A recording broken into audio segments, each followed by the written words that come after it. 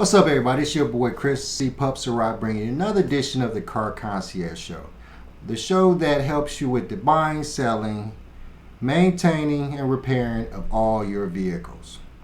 On today's show, we're going to touch on a couple of topics. We're always going to look at the automotive industry as it comes to layoffs. So we're going to head back over to Michigan, talk about a situation where the UAW is still in cahoots to control or help automakers, as it were, depending on how you look at it.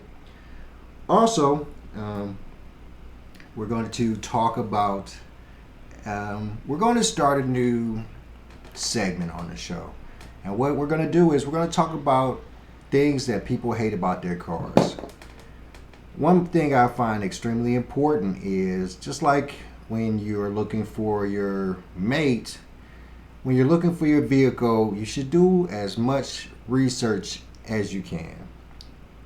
Just like your home, your mate, your car is something that's going to be with you for a decent amount of time, depending on who you are, probably your whole life. So, let's jump into it. First up, we're going to stay on Fisker. I know we've done a lot of painful conversations about Fisker. They've been through the ringer over the last couple of months, whereas, they were dealing with the cancel culture situation where MKBHD did a little segment about them on autofocus, which was very disruptive to them. Their stocks fell tremendously, and some other bad stuff is happening to them as well. So let's jump into it. First off, because originally we're just going to talk about the Fisker layoffs, but I also found another little wrinkle that's happening to them as well. So, all right. So first off, we're going to start off with a little article that I found with TechCrunch. Great newsletter. Keeps you up with the latest tech, and it also helps with automotive stuff. So I'm going to read this quick little story and talk about what's going on with Fisker. So we got Fisker starts new round of layoffs to preserve cash. It's written by Sean O'Kane, and this was April 29th of this year, so not that long ago. Okay. EV startup Fisker Incorporated is laying off more employees to preserve cash, 1 week after warning investors it would have to make cuts to stave off impending bankruptcy, according to an internal email viewed by TechCrunch. Founder and CEO Henrik Fisker told employees Monday morning in the email that the company is continuing to evaluate all viable options for our business, including a potential transaction, and we are committed to identifying potential buyers and pathways to infuse capital into the business. That said, we must preserve cash to help keep these options available to us, he wrote. He previously told staff in a meeting last week that the company was still meeting with car companies under NDA, which was first reported by the Business Insider and on our show. It is with great personal pain and sadness that I deliver the difficult news that today we are making further reductions to our workforce, Fisker wrote in the email. It is unclear how many employees Fisker Incorporated is cutting. I saw a thing that said 500, but that's neither here nor there. A spokesperson did not immediately respond to a request for comment. Fisker employed 1,135 people as of April 19th. According to a regulatory filing, it previously announced cuts of 15% in February. Ouch. The company announced last week that it had hired a chief restructuring officer who is now in charge of approving Fisker Incorporated's budget as well as the decision-making process for any sale of the business. It reported having just $54 million in cash and equivalents as of April 16th. All right. And that is one story. And of course, while I was looking to pull up the story about Fisker laying off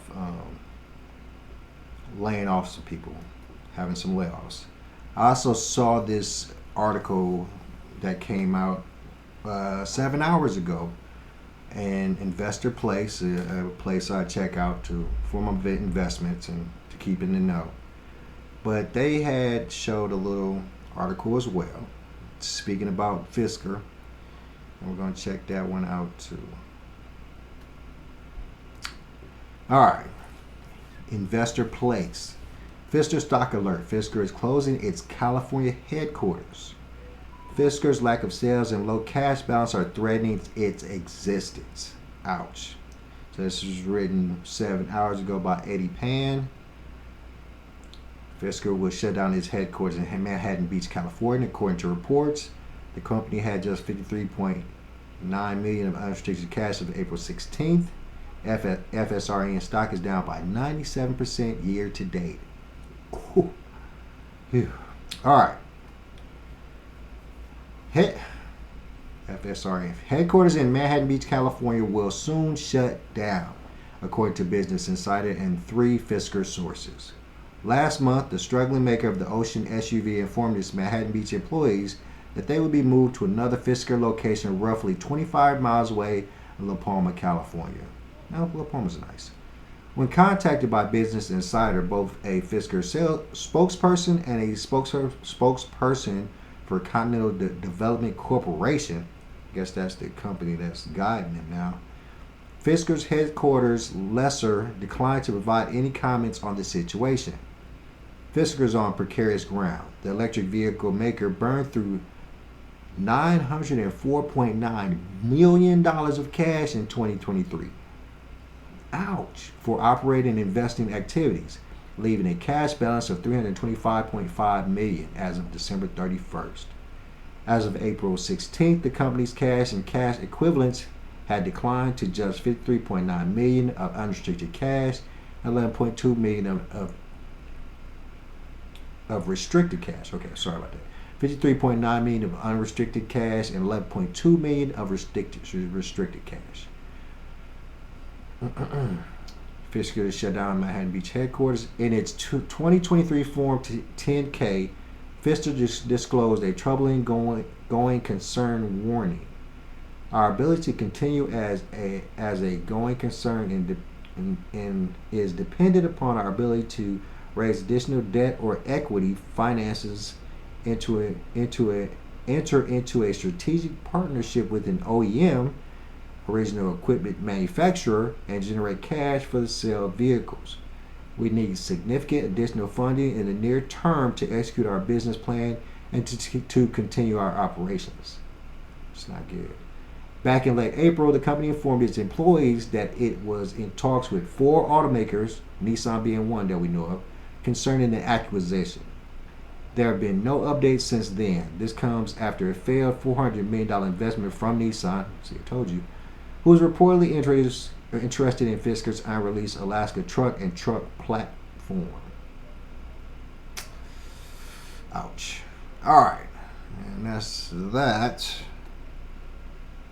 All right, my friend. You know, this is I really get this off the screen. Okay, we really ouch. Damn, Fisker. And I hate to say it, we've been on reporting a lot of bad information about Fisker for quite some time. Stop doing that. We know that EVs are the rage, so we know that some EVs are going to fall to the wayside as, you know, the market blooms. Fisker has been one of those EV companies that was out there in the forefront, but let's face it, they got caught up in a rainstorm of bad publicity, bad vehicles, lack of software updates, which is going to be a major problem for a lot of these EV automakers. You know, I've seen several articles about companies, software companies, microchip companies failing. You know, it's the ability to maintain your EV company is going to become harder and harder as they become more relevant, more available, and you start seeing them more on the street. I had my first Rivian come into my shop today. You know, I have a lot of Rivian stock. It was a fantastic vehicle. You know, I'm going to probably do a review over it and go over it as best I can, and we're going to talk about it. But we have to understand that some of these EV companies are going to fall by the wayside, and we have to be prepared. You know, if you buy a Fisker and the company goes out of business, which means they're not doing updates anymore, not creating updates anymore, your vehicle is going to be useless after some point. So be mindful. Always do a lot of research when you're purchasing your vehicles. As much research as you possibly can. All right, so let's move on to the next subject. So last week we did, of course, and we do a lot of these subjects, and I hate that, but it's true. We do a lot of subjects on layoffs, specifically at automakers, auto factories. We stay in Detroit talking about factory situations in Detroit, and we're back there again. So there's still a lot of blowback from the UAW strike a couple of months ago. And a lot of that blowback is people losing their jobs. Now, we also have seen that the UAW has pumped up itself after that. It's gotten some, got Volkswagen on board as a automaker that uses union workers. They are in works with Mercedes-Benz to get them into a situation where they're using union workers. But we're still falling into problems when it comes to the UAW. And it's, let's just check out the story really quickly. I'm going to check out the story. And what it is that a factory out in Michigan is they're not striking. That will be disingenuous. They're authorizing a vote to strike because of conditions at the factory.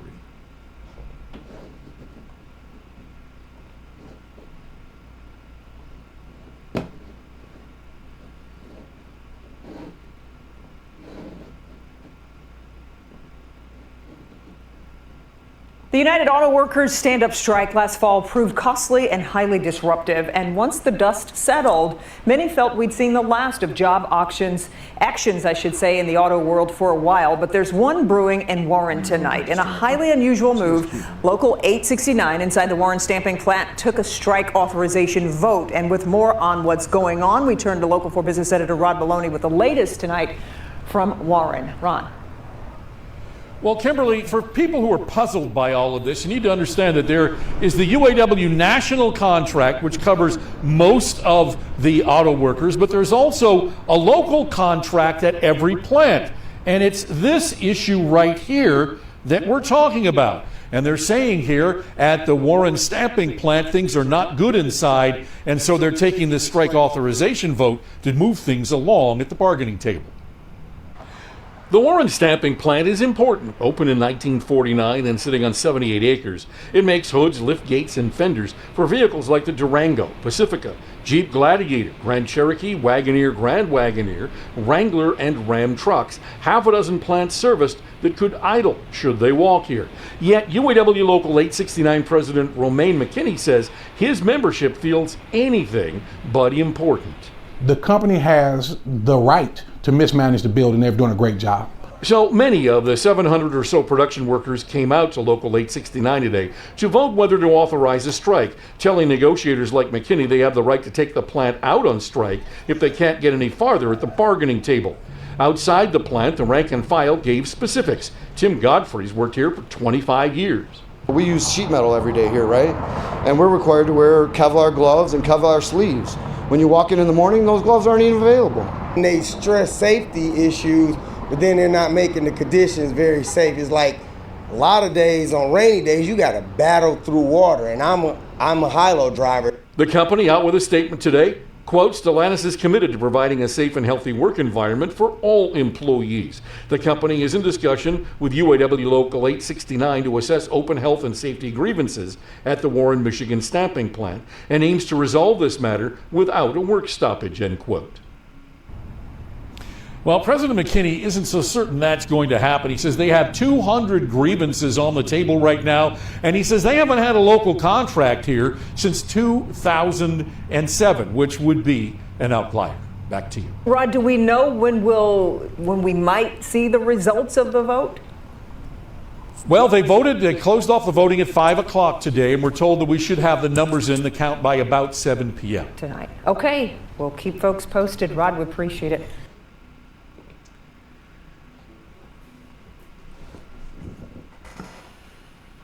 What?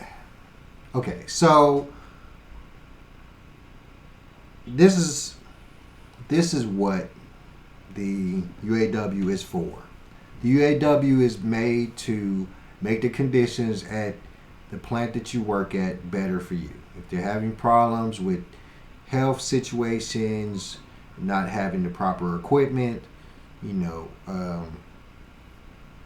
going through water, if you're a helo driver, these are the things that the UAW is paid to assist with. So the desire to strike for them is just a means to try to get the things that they need corrected as soon as they can. This is not one of those situations where I would go ahead and beat up on the UAW as long as they are doing their jobs to make the facility and the working conditions safe. That's exactly what they're supposed to be doing. If this whole thing, this whole authorization for a strike is just a ploy to get Stellantis or the factory to go ahead and fix these problems, because the factories do not want striking people. They do not want a striking situation. They don't want their employees walking around out front with poster board and signs. So this is a threat. This is what this is. This whole having everybody show up to vote to have this done is just literally a threat to Stellantis to try to get them to come to the table, fix whatever problems that they're saying that they have, and get everybody back to work in good condition again. So in this situation, shout out to UAW. You got to continue to fight to make sure that everybody's working in great places with good health and no ability to, be unsafe. Okay? So, no fight with the UAW on that. I think we're good. We'll just, keep a mindful eye on it. But this is a whole process of just trying to bring people to the table so that they can fix some problems that they've had. All right, my friends. So, last but not least, we're going to introduce a new segment to the show, and it's an important segment. It's kind of the essence, as you will, of what we were trying to do when we created this show, is to try to make sure that people got in and to the right vehicles for them, got into vehicles that will last them a good amount of time. So the honest point of the Car Concierge show is to make sure you and everybody around you have the ability to get the best vehicle possible for your situation. Okay? So for us to do that, what we're introducing is a segment that just we go and we find people who tell us what they hate about their car. Because if it's something that they hate about their car, it's probably something that you're going to hate about your car too. And it gives us a personal view of a person who has owned a car for a decent amount of time. We'll always check and make sure they've owned the car for a decent amount of time. But it gives us a personal view of a person ownership of a vehicle, how much, in most cases, how much they hate it, because it's just going to be easier to monitor that way, and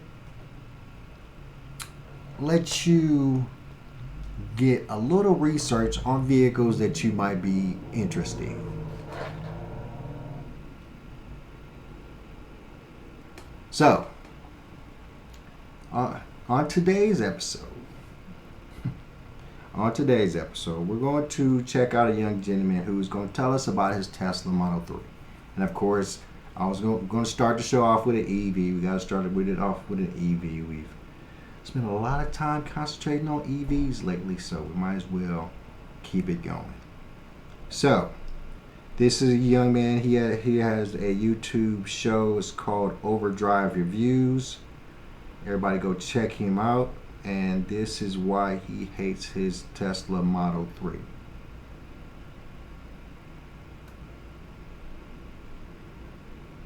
Channel here. So today, kind of a unique video. I'm doing something I've never done before, pointing out the flaws and making fun of and critiquing my most favorite car I've ever owned, this Tesla Model 3 long range. I've had this for about 13 months now, and after 13 months, after a full year, there are some things that I just do not like, some things that really annoy me, some other things that I wish were designed differently. And unless you buy one of these things and you've done a full deep dive into what the Model 3 is all about, there are some things you probably overlooked, some things you didn't even know about, some things you didn't even know to ask or to inquire about. So this today is going to be 10 things that I do not like about my Tesla Model 3 long range. And let me set the record straight. I love this car. It is quick, it is quiet, it is so fun to drive. I'm obsessed with it. But there are some things that if you're not a Tesla fan yet, these could really throw you off. Before we get going though, be sure you are subscribed to the channel below. All right, let's get to number one.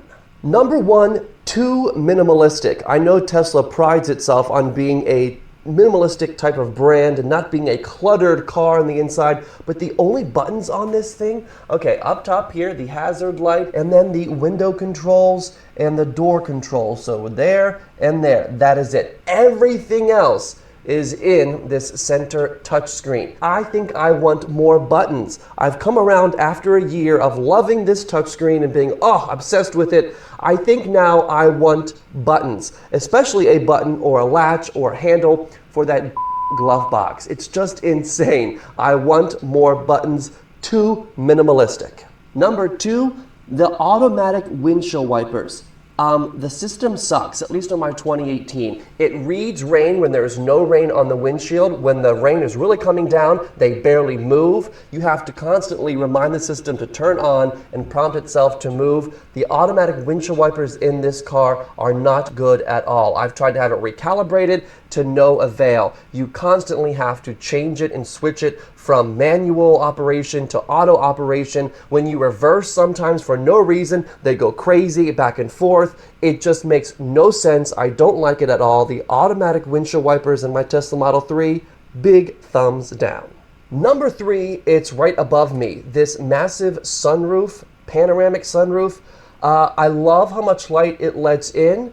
I don't love that there is no sunshade. Again, it does kind of veil itself or shade itself or get darker whenever it is super bright, and it does block the sun a little bit, but I wish there was a sunshade. It just would make this car that much more cozy and kind of closed off when the weather is super, super hot.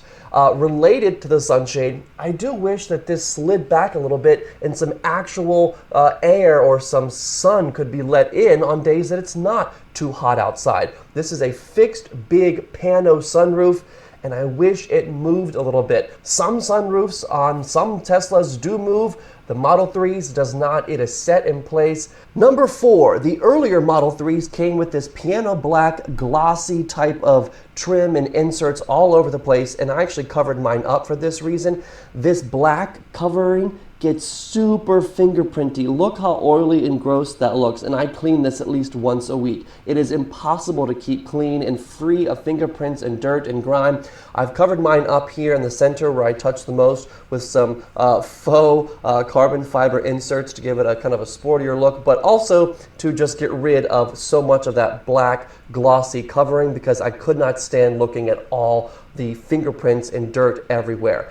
Number 5, this is a big one for all Tesla owners, I am sure. The car's system and software severely overestimates its estimated range. The car will tell you 275 miles of range up in the little battery section, and you in reality probably have 200 miles of range. A lot of other car companies that are making EVs have really gotten great at precisely estimating how much range is actually in that battery, kind of judging on how the driver has driven so far. And it's pretty accurate. Mustang Mach-E is pretty accurate. The Chevy Bolt is pretty accurate. All of Mercedes EQ EVs are pretty accurate. The Tesla, not so much at all. This company really has to do a better job about estimating real-world driving range, because it's just not fun to see 275 and you go under projected range in your little energy app and you see 201 miles of range.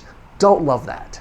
Number 6, related to range, any sort of elevation out on the highway, backcountry roads, any sort of elevation sucks the life out of these batteries. You can go from 95% at the bottom of a hill that is a half a mile long, and at the top you'll have 93 or 92. That's if you're going 60, 65 miles an hour or so. So elevation really sucks these batteries down much faster than just straight flat roads do. So just be aware, if you buy one of these, elevation really eats away at these batteries. When you do go down that mountain that you've climbed or that hill that you've climbed, you will likely gain some of that power back because of the regenerative braking on these cars, but in all, elevation really is not a friend to the Tesla battery pack. Number 7, because of the instant torque on these Teslas, I guess there's just more strain on the body parts and the different things that keep it together. But one of the biggest problems that it causes in the earlier Model 3s, at least in my experience, is that it actually loosens a bolt on the driver's seat that causes a little bit of movement when you are braking and or accelerating. So when you're at a complete stop or coming to a complete stop, the driver's seat actually shifts a little bit each direction. It's an actual bolt, a pivot bolt, I believe is what it's called, but it's a bolt underneath. Hell no. That is something I would, that is what we in the business call a recall. There's no way. You know how dangerous that could be? So, all these things that he's stating here, I will bet you cash money that they become recalls for Tesla. Or they probably already are recalls. But let's continue. Here that just becomes loose over the years of all the really fast accelerating and fast decelerating on the driver's seat, and it makes it move up and down in directions in different ways that it should not move at all. Tesla is aware of this. There is an easy fix. It's not super expensive to get it fixed. I think mobile servers can come out and do it for you, so be aware of that. It is quite annoying to have your driver's seat move when you aren't moving it. Number 8, the rear seats lack any sort of thigh support for anyone really over the height of 5'6", I would say. No thigh support whatsoever. So back here on long road trips, you really have your legs bent for far too long. The seats are kind of smaller than they should be, in my opinion. So if your rear seat's going to be used a lot, heads up, thigh support in the back, it's almost non-existent. Number 9, it's a combo all having to do with the entertainment system set up in this car. It's not great. The first part of this, number 9, is there is no Apple CarPlay, wired or wireless. No Apple CarPlay offered at all. The other complaint is that right down here, that is the extent of your music preview. A little teeny strip right here. You can make it bigger to pick other sources and something like that. Occasionally, this little ribbon will bounce up here to the top depending on what other screens you have open, but never never, ever, ever does this get bigger, like over here to, take up half the screen so you can really view it really nicely. Nope, this is the extent of your music preview. So when you're trying to drive and look over for what song is coming up next or what song is playing, this is all you have. A major for me.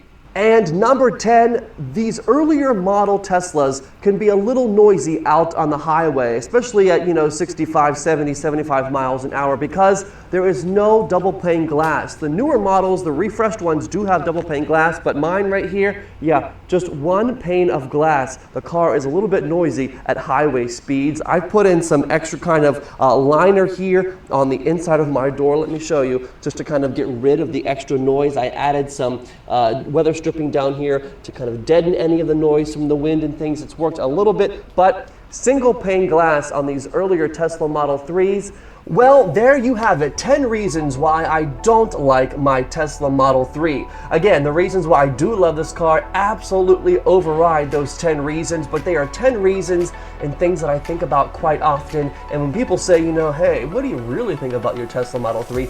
These are some of the things that I point out and share with them. Make sure you hit this video with a big thumbs up and follow us below. Subscribe to the channel here. That is it for today. We'll catch you on the next one. All right, that was a great show. Very insightful and really helpful information. You played a little bit of Victim Olympics there, but not too much. And the big thing is that most of the problems that he's having are software related. There's definitely, I know of a way that you can get the radio system to be larger on the screen. The double pane windows, or the single pane that he's dealing with in the window situation, probably not very much you can do. The weather stripping was a fantastic idea on his part. The windshield wipers, that's definitely a software update situation. So but he loves it.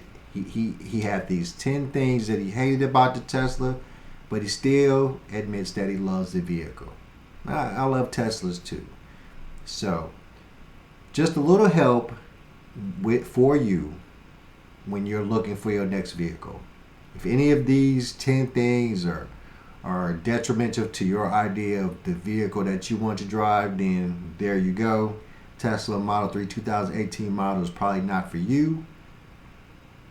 I still would say that you want to, especially if you're getting into the EV vehicle ownership game, you want to get something that's already been on the road for a little while, because like I was saying, the majority of things that he was talking about probably are going to become recalls or TSB, technical service bulletins, for the dealership to get them fixed. And he said, he kind of alluded to that when he was talking about the tilting of the seat, whereas it's an easy fix. They know about it. They can send somebody out to get it done. If the car was still under warranty, then they would automatically come out there and get this problem fixed for him, and it wouldn't cost him anything. But he said that it would cost him some money. He said it's fairly cheap, but it still would cost him money, which tells me that it's not a recall. It's just a problem that they know about, but they're still making the owner pay to get it repaired.